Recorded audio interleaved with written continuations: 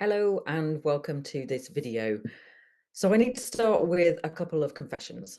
The first one is that this webinar was supposed to be held live on Thursday evening, 17th of April, at 7 o'clock. So the first confession is that I had no one signed up to it live.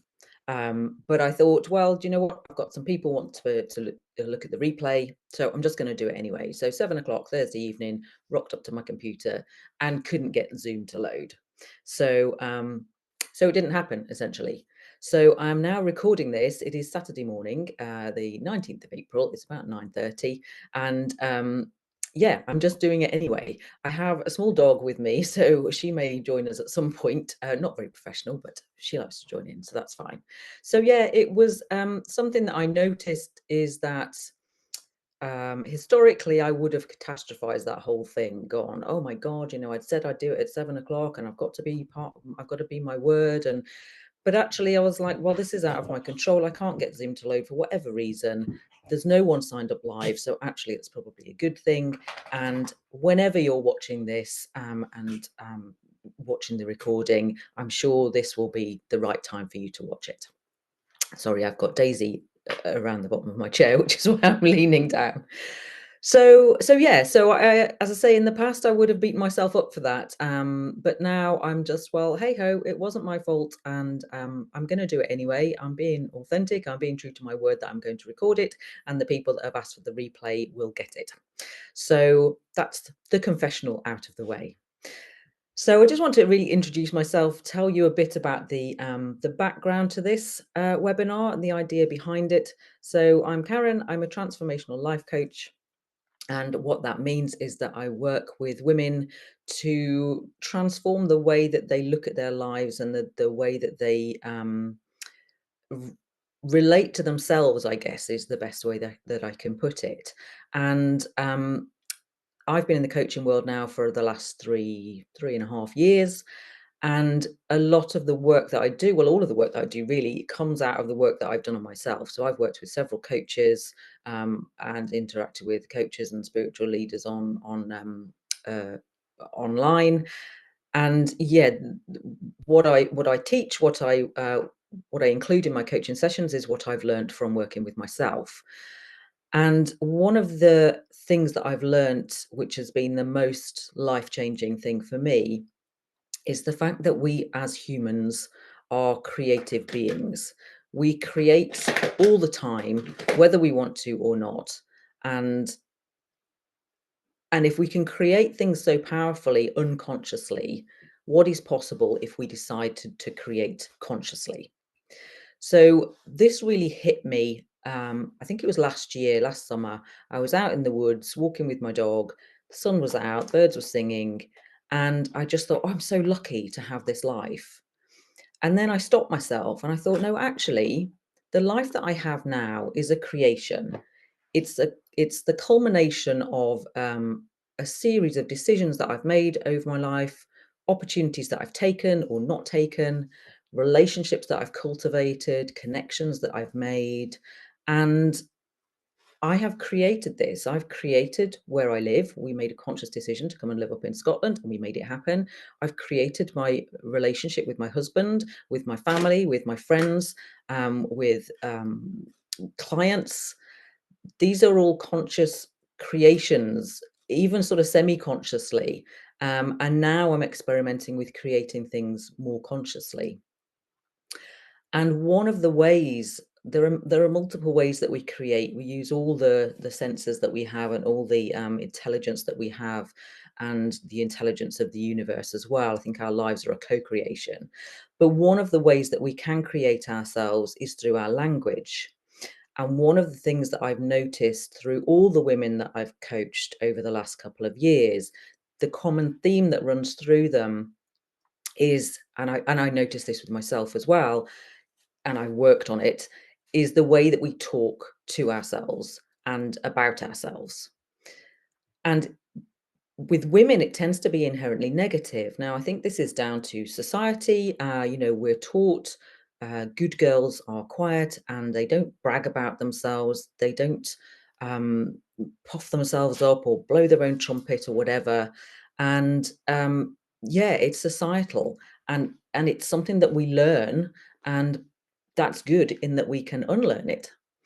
So, that's where this whole premise came from, and it's the theme of an online program that I ran back in January and February, and I'm repeating it across May and June. It's called We Are Magnificent, and I called it that deliberately because we are magnificent. As human beings, we're magnificent. As women, we're magnificent. And how different would your day be if instead, when someone said to you, "How are you today?" and we normally would say, "Oh, I'm fine," or "I'm okay," or battling on. If we said, "Oh, thanks for asking, I'm magnificent today," how much of a different slant would that put on your day? How much would it make the person who asked you think about the answer? So that's the reason behind the title of it. We Are Magnificent. And the program will, as I say, run across 2 months. So there'll be 4 masterclasses of 90 minutes, and that's like a group coaching session where we'll explore the themes that I'm going to talk about today. And you also get 2 one-to-one sessions with me, one-to-one coaching sessions, which can be about what you're learning through the program, or it can be whatever you bring into the session that day. If something's come up for you, just bring it to the session. So, as I say, this starts, it runs across May and June. The first session will be the 8th of May, which is a Thursday evening. So, yes, that's when it starts. That's when the deadline is to sign up. The cost for the program is £295. But if you're watching this video, if you've requested the replay link, I'm going to offer you a special price of £250. So that's the commercial out of the way. So let's get into a little bit about the program and the sort of themes that I'm going to be talking about in the program. So as I've said, language is a really, really creative tool, and we can use it against ourselves quite automatically, but we can also use it for ourselves. And just to illustrate how creative a tool it is, I'm going to do a little bit of an experiment. And if it's safe for you to do so, if you're happy to do so and comfortable, I want you just to close your eyes for a moment. Now, I want you to picture yourself on a beach. It can be a beach that you know well. It can be a beach that just exists in your imagination. But I want you to really imagine that beach and feel yourself there. I want you to feel the sand under your feet, or maybe you're sat down on the sand. And I want you to feel the sun beaming down on you. And it's not uncomfortably hot, it's just a comfortable warmth, that sort of delicious warmth that flows through your bones and makes everything feel relaxed. And I want you to feel your bones and your muscles relaxing, and see what you can hear. Maybe you can hear waves on the beach. Maybe you can hear children playing on the beach a little bit further down. Maybe there's some gulls shouting in the background. And think about what you can smell. Maybe you can smell suntan lotion. Maybe you can just smell that salty sea smell. And can you taste anything? Can you taste salt maybe on your lips? Maybe you've got a drink next to you and you've just had a sip of a drink, or an ice cream, something that we love at the beach. So just think about all of those things that you can sense through all of your senses. And how vivid is that picture of being on the beach? Just enjoy that sensation for a minute. Now, I'm sorry, but I'm going to have to bring you back from the beach. So if you can just take a nice deep breath, and when you're ready to, just open your eyes. So I'm hoping that that was a pleasurable experience for you. But it just illustrates the power of language, because all you had to go on in that exercise was my words, your imagination, and your experiences of having been on a beach in your life at some point. Sorry, Daisy has joined us. So it just goes to show, Daisy, it's not helpful. It just goes to show how powerful our language is and how we can create pictures through our language, how we can create images and feelings, because I'm hoping on that beach you felt quite nice and relaxed. And another illustration of language, I read a lot. I like to read books. And I don't know about you, but I've seen some books that have been turned into films. And when you see the film, sorry, Lucy, you're going to have to get down. When you see the film and you see who they've cast in the main character, sometimes I'm really annoyed because that's not how I pictured them. That's not the Mr. So and so of my imagination. So it just shows how powerful the language can be in creating pictures and images in our mind. So as I say, that illustrates the power of language. And it's said that the two most creative words in our language are I am. And I am is a really useful phrase. We can use it to describe ourselves. That's essentially what we're doing. We're creating a picture of who we are. So if we're meeting somebody new and they say, "Oh, hi," and what do you do? Or who are you? What's your name? So you would say, I would say, I'm Karen, I'm married, I am mother to a dog who gets in the way, I'm 55. So it's really useful way of building a picture for that person who doesn't know you, who's never met you before. It's a really useful descriptive way of building that picture. But what we have a tendency to do is to use it against ourselves and to make these statements very permanent. So if we've got a feeling, for example, like, well, I'm sad at the moment, well, that describes the feeling of you in the moment, which is fine, very useful. But if we attach it to ourselves like a label, and we make that who we make that a permanent fixture of who we are, then it's less useful. And just to illustrate that, some of the phrases that I come across when when I'm coaching people are ways that they describe themselves, and they're very fixed and permanent in their minds. So I am stressed is is a big one, and society tells us at the moment that we should be stressed. If we're not stressed, we don't know what's going on in the world, and we wear stress as a badge of honor, I think, in today's society. And I think things are changing slightly. We're recognizing that mental health is not where it should be. So I'm hoping that that sort of thing is changing. But certainly, I am stressed can be a very unhelpful label. And it can be very true in a moment. If you've got a deadline or something going on and you are really, really stressed, then, describing yourself as that can be useful. But it's also really unhelpful, because if you say to yourself, as you are at the moment, sat in your chair watching this, if you say to yourself, I am stressed, what feeling does that provoke in you? What does it bring up for you? And is that pleasant? And is it helpful? So if you are stressed and you've identified that you're stressed, then just telling yourself you are stressed is not really changing anything.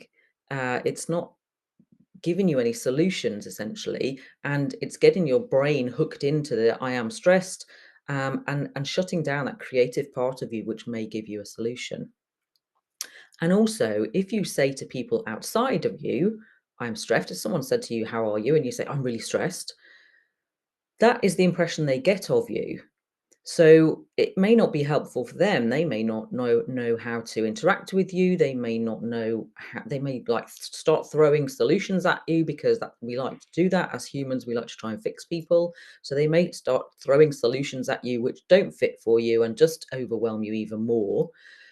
Or they may give you a wide berth and think, "Oh, I'm not going to talk to her because she's always just like stressed." And we can sort of interpret feelings, and we can almost catch them sometimes. So if you're speaking to somebody that's really stressed and hyper, you can start feeling really uncomfortable yourself. So people might start giving you a wide berth. If you're in business and you're talking to people, they're not going to offer you more business, because they're going to think, well, she's overwhelmed, I'm not going to offer her any more work. Another phrase that I come across quite a lot, I'm tired. And this is similar to I'm stressed, but I'm tired. And sometimes we can wake up in the morning, maybe we haven't had a great night's sleep, maybe we've just woken up too early or too late or whatever, haven't had enough sleep. And we can feel really tired in that moment, and it's quite usual, I think, sort of, the alarm's gone off, you switched it off, you've dragged yourself out of bed, you're putting your clothes on, and you're thinking, "Oh god, I'm so tired." Now in that moment, yes, you are probably tired.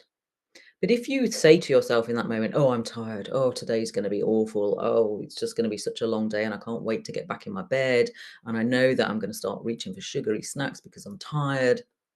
You've essentially created your day. And guess what will happen with that day? It will be as you think it's going to be.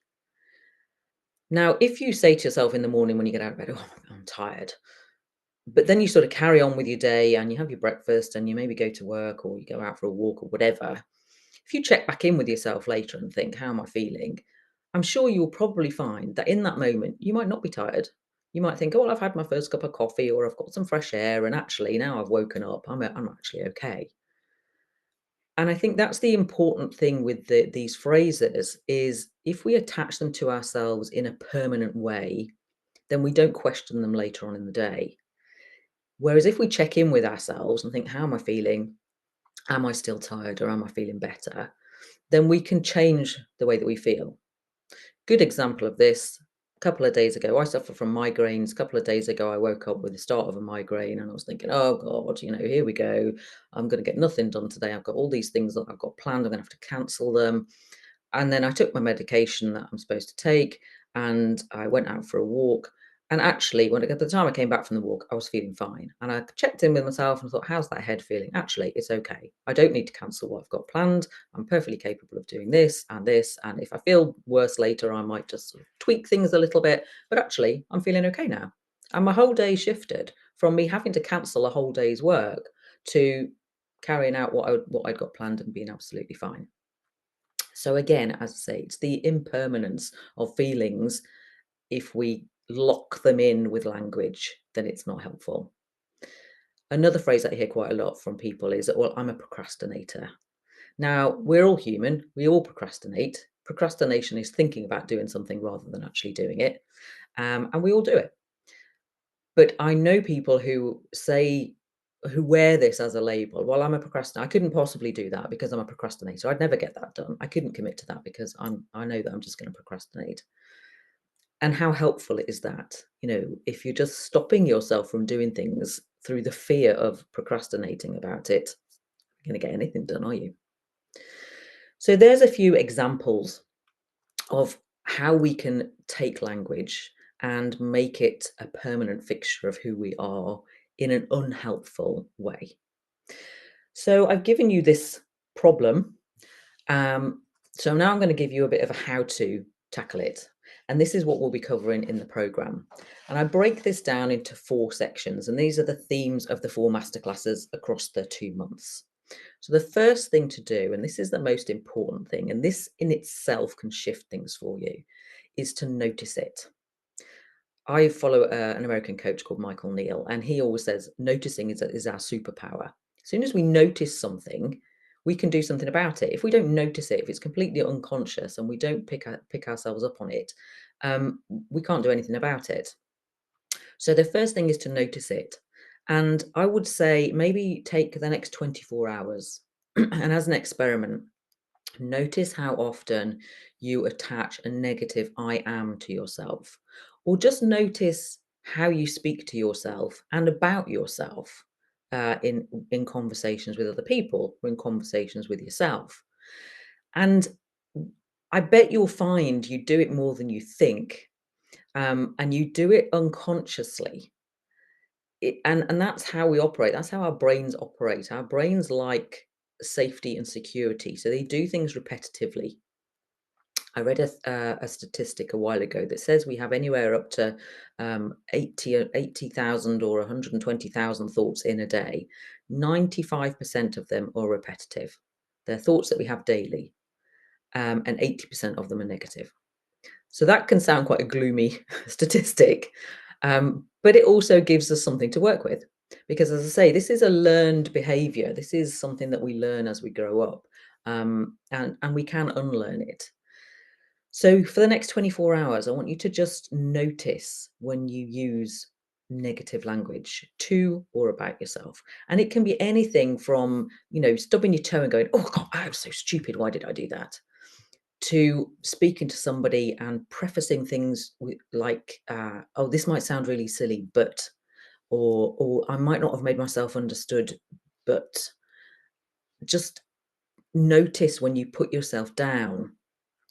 Notice when you are speaking yourself small. I don't think that's the right sentence, but talking negatively to or about yourself.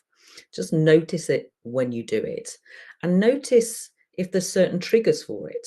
Is there somebody who really pushes your buttons and that you feel sort of maybe less than, and use this negative language with them? Is it entirely habitual? Is it something that you do when you do something that you do every day? And I can't think of an example at the moment, but if it's sort of linked to another habit, just notice that. And the next step, once we've noticed it, and it can be helpful to write these things down sometimes. This is something that I've noticed myself saying regularly. The next step, and this is where it starts to get into a little bit of work, this is where you have to work with it, is take one of those statements and question it. So question, if you're saying to yourself, I am stressed, question, is that true? In this moment, am I stressed? Or was I stressed an hour ago and actually now I'm okay? If you're saying, am I tired? Was that true at 7 o'clock this morning when I got out of bed? Is it still true now at 10 o'clock in the morning when I've had a cup of coffee and I've woken up a bit? So question it. Can you find evidence to support it? And also on the flip side of that, can you find evidence to disprove it? So again, if you're checking in with yourself and you're thinking, oh, I'm tired, actually, I was tired, but in this moment, now actually I feel okay. And also, one of the other questions that you can ask yourself, and this can be quite uncomfortable, is would I speak to a friend in the way that I've just spoken to myself? And I'm willing to bet that the answer to that will be no. Because if I walk into a room, for example, and I think, oh, I can't remember why I came in here. Happens a lot. I'm past 50, so it does happen. If I said to myself, oh my God, I'm so stupid. I've walked into this room and I've got no idea what I've come in for. What an idiot. That's something that I would probably say off the cuff. If a friend walked into a room that you were in and said, oh, I've walked into this room and I've got no idea why I'm here, you would not turn to them and say, well, you're such an idiot. Why would you do that? You just wouldn't. You would just laugh it off and say, oh, I do that all the time. Don't worry about it. You'll go retrace your steps. You'll remember. You wouldn't speak to a friend in the way that we speak to ourselves. So questioning it is really useful. And that leads us on to the next step, which is forgiving it. And this is a step that sometimes gets missed out when we're talking about reframing things or changing our mindset. We sometimes forget to forgive ourselves for the thought that we had. And it's such an important step because we can use this whole process sometimes as another stick to beat ourselves with, which is not helpful. And if we're trying to undo negative behavior, then using negative behavior to thrash yourself with it's not going to work. Two negatives don't make a positive. So forgiving that behavior is really important. And you can give yourself some compassion for this. So if you notice that you've talked to yourself in a negative way and you've maybe questioned it and gone, no, what, that's not true. That's not true. Give yourself some forgiveness for that and say, do you know what? I'm just human. This is a really interesting process. I'm learning or unlearning this behavior, and it's okay. I'm going to make mistakes.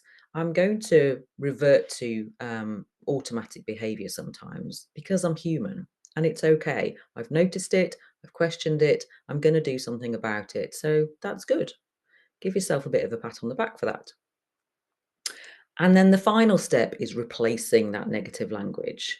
Now, this can be a bit tricky, and this is where we can slightly fall into, having a list of affirmations that you say every morning. I'm not going to use that phrase anymore. I'm going to stand in front of the mirror and chant these affirmations. Now, that can be a helpful practice. Don't get me wrong, I'm not dissing that at all.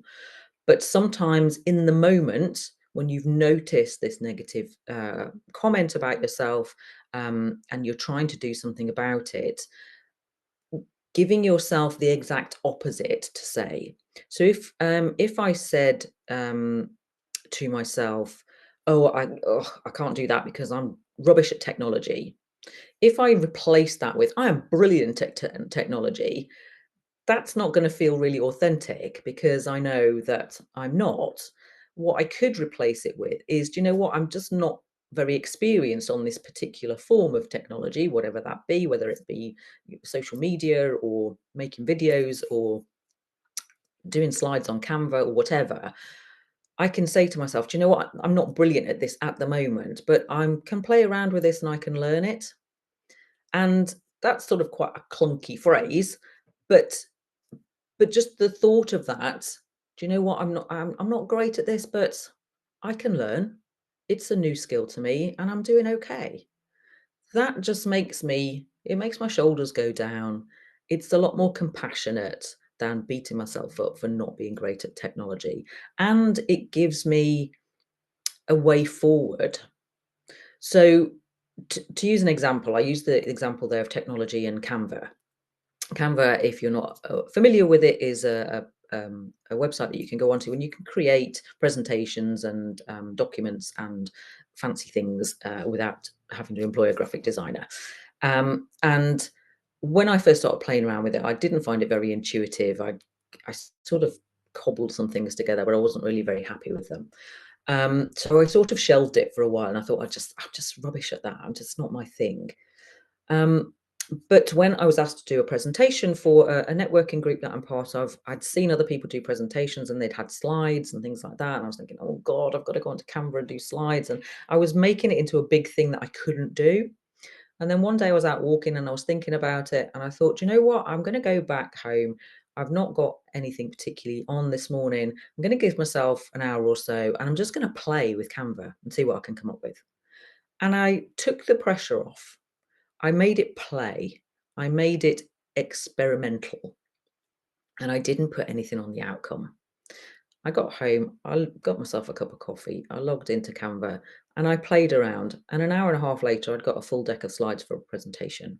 And I've done a couple more since. Now, they're not brilliant, they're not super animated or anything like that. They're quite basic, but they did the job.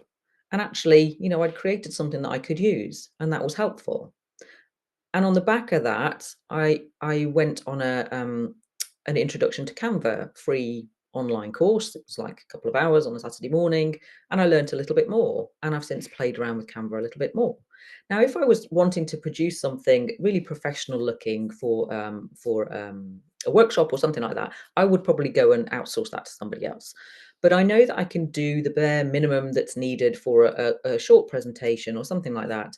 I know that I'm now capable of that because I just took the pressure off. So as I say, going from I am rubbish at Canva to I'm a bit inexperienced at Canva, but I can give myself permission to play with it. That was the replacement that I chose. And again, it's not the exact opposite, but it was certainly more helpful in the moment. And it freed me up from that clenched, oh my God, I can't do this energy to a more relaxed energy, more playful energy. And do you know what? If I have a play around with it and I still can't get to grips with it, maybe I do need to get a bit more training or outsource this to somebody else. But it just gave myself permission to look at what was more helpful for me in the moment. So those are the 4 steps that I like to apply to this particular issue of negative self-talk. And as I say, in the program, in the We Are Magnificent program, those four steps become the 4 masterclasses. So we'll go into them in more detail. There'll be exercises and practices to do in between the masterclasses to really drill down into this in a bit more detail for yourself. One thing I would like to just mention is that those 4 steps. Now, I've said that this is work. This is it takes practice. I practice it myself. I've been practicing it for probably a year and a half now, and I do notice that I talk to myself a lot more kindly.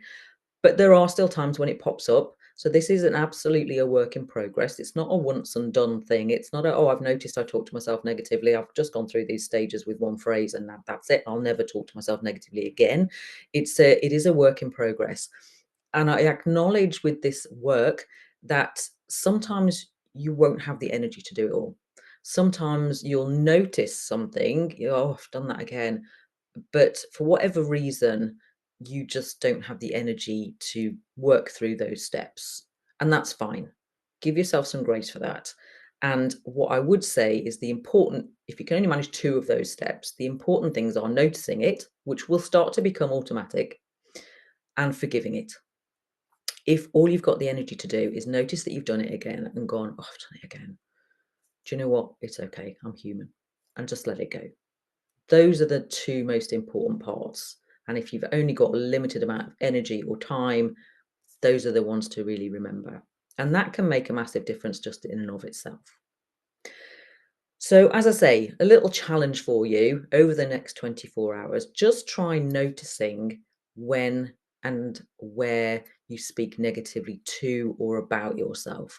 And as I say, an awful lot of this is automatic. You will notice it pop up either in reaction to something that you do habitually, or it's just ingrained and it just happens. It's really interesting to note if you do it in certain situations with certain people.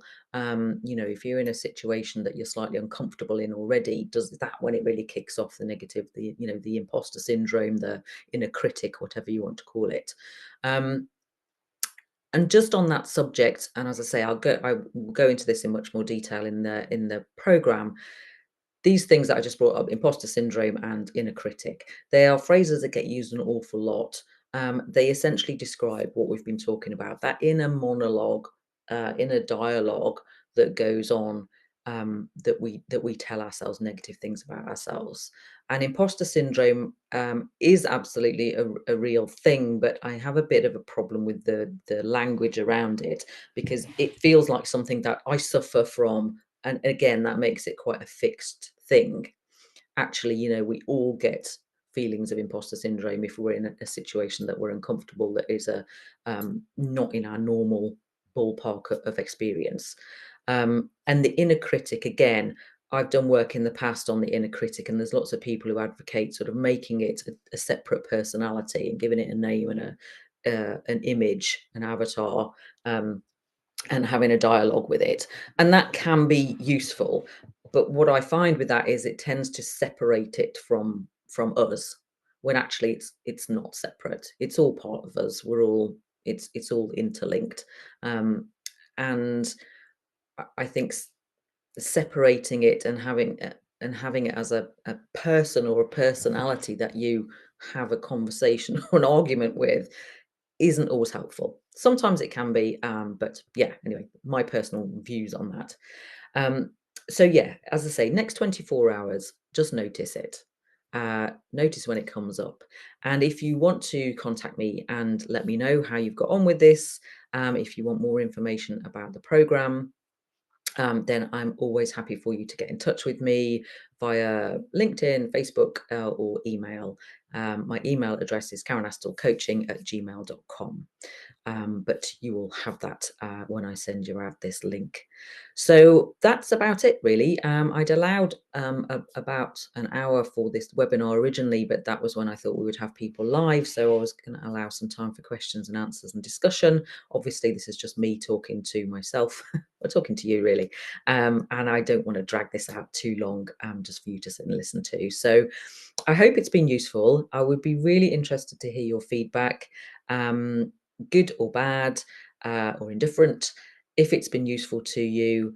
And as I say, if you want to get into a conversation about this, either if you're interested in signing up for the program, or if you just want to have a one-to-one conversation about this, because not everybody is comfortable with group programs, I'm more than happy to work with you one-to-one if this is a specific issue for you and you want to tackle it in a little bit more depth. I'm absolutely happy to have a conversation about that. An initial conversation with me, it is absolutely free. There is no obligation at all to go on to sign up for the program or to go on to sign up for one-to-one sessions. The way that I work as a coach is I don't do 30-minute discovery calls because I'm not sure that you can discover a huge amount about yourself in 30 minutes. What I offer is a free initial coaching session. So we rock up, I will find out a little bit about you, obviously, maybe even ahead of booking that first session, but you will get a full hour's coaching session with me. So you get to see what it's like, how we interact, how we work together, and then you can make an informed decision as to whether working with me is right for you or not. And if it is, brilliant, we'll have another conversation. If it isn't, absolutely fine. If you've got something from it, great. If it's just not right for you at the moment, that's fine. But there is absolutely no obligation to take it any further. And I'm not going to pressure you into doing anything that isn't right for you at the moment. So that's me done for this morning. I hope you have a brilliant rest of the day whenever it is that you're watching this. And as I say, I hope that whenever it is that you watch it, it just comes at the right time for you. Please do give me any feedback that you want to. I'm always open to feedback because I really want to tailor my work to what's useful for people. So that's it. Have a great day, and I'll hopefully catch up with you at some point soon. Bye for now.